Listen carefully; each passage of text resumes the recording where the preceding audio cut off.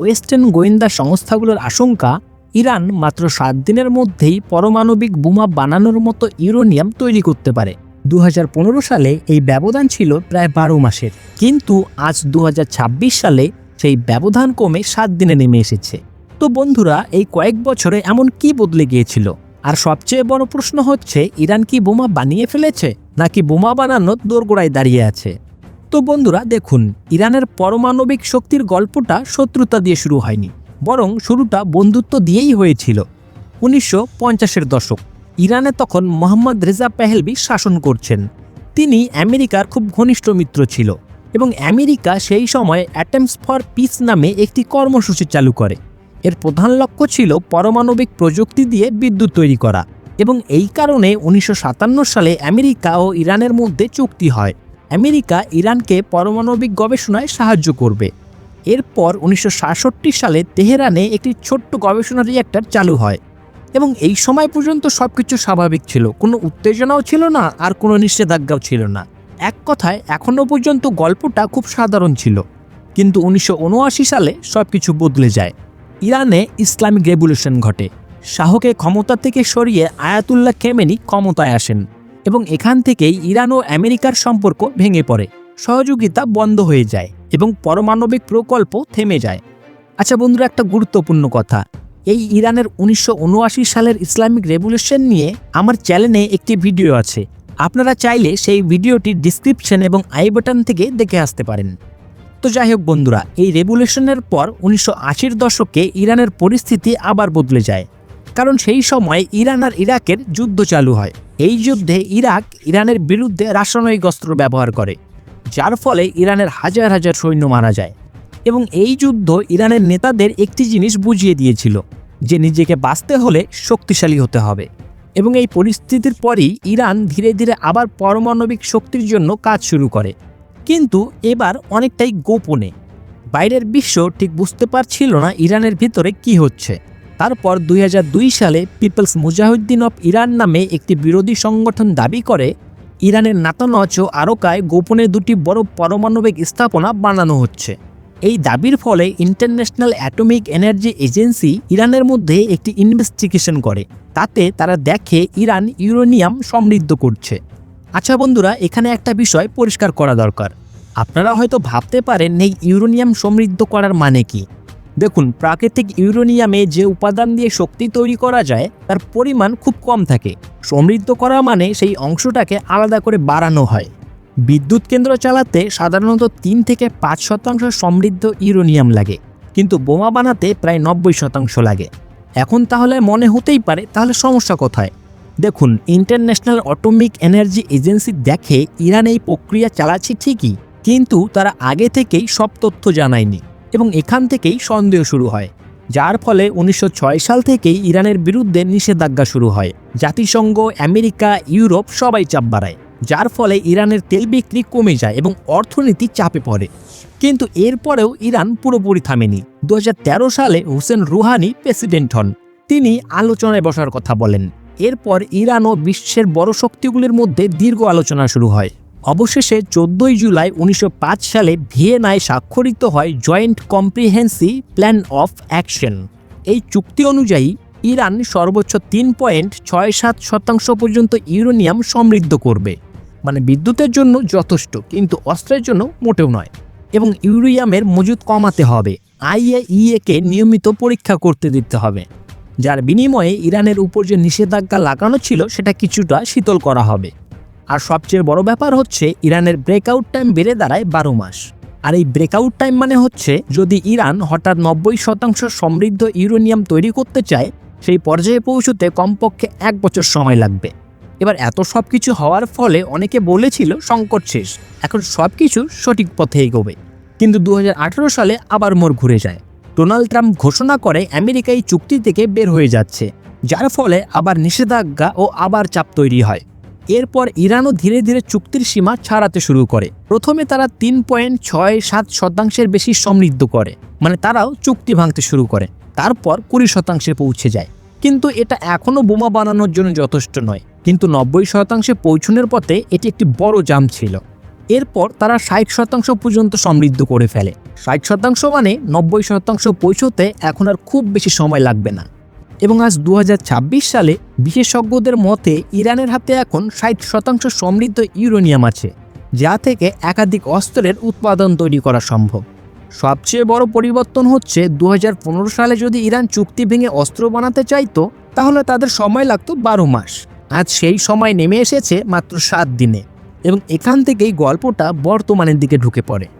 তো বন্ধুরা, এবার গল্পটা ধীরে ধীরে গোড়া থেকে শুরু করছি, যাতে পুরো বিষয়টা পরিষ্কারভাবে বোঝা যায়।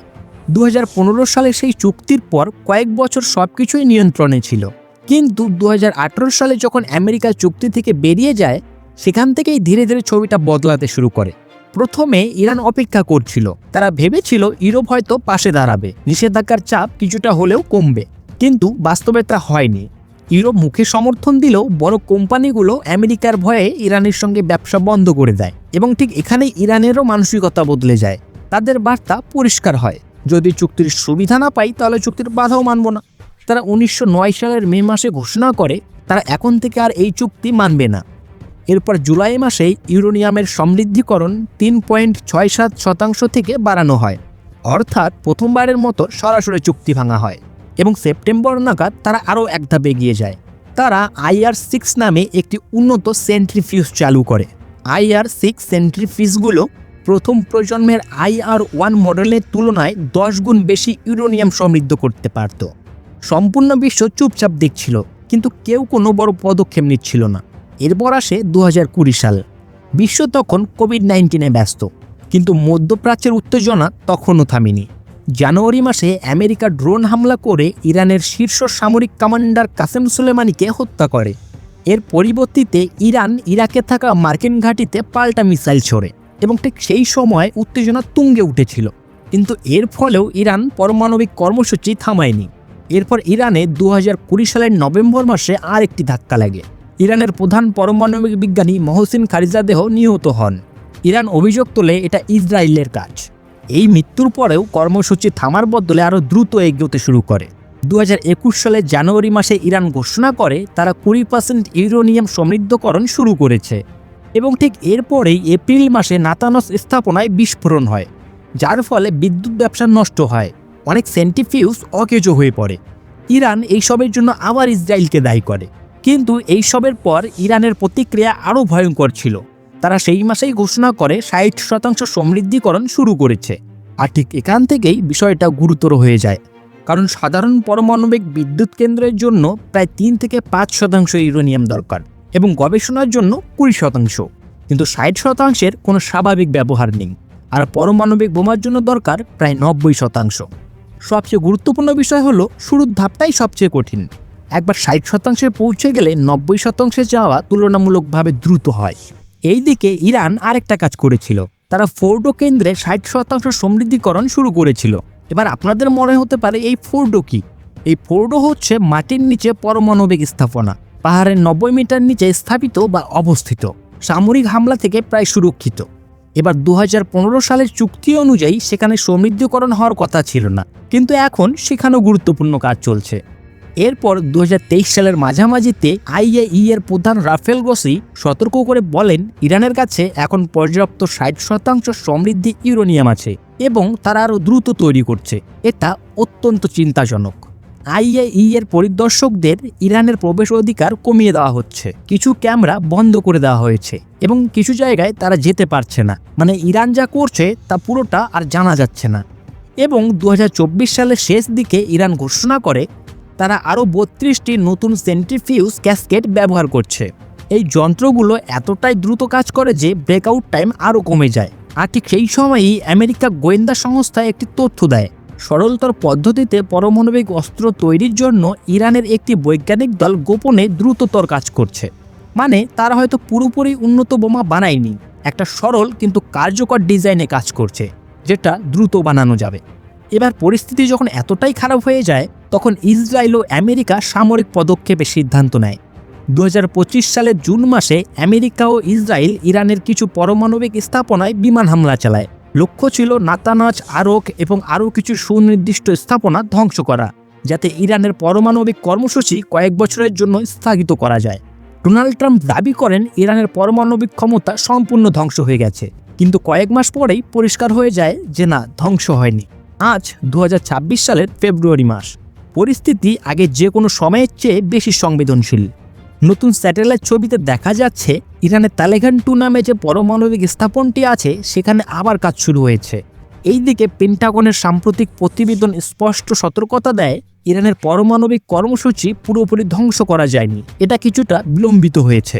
আন্তর্জাতিক পর্যবেক্ষণ সংস্থার দিক থেকেও উদ্যোগ কমেনি। IAEA এর প্রধান রাসেল গোসি জাতিসংঘ নিরাপত্তা পরিষদে জানান, ফ্রেডো স্থাপনায় এখনও 60% সমৃদ্ধিকরণ চলছে। ইরান ইতিমধ্যে 60% সমৃদ্ধি ইউরেনিয়াম 400 কেজিরও বেশি জমা করে ফেলেছে। মানে যদি রাজনৈতিক সিদ্ধান্ত না হয় তাহলে এক সপ্তাহের মধ্যেই বোমার উপযোগী 90% ইউরেনিয়াম তৈরি করা সম্ভব।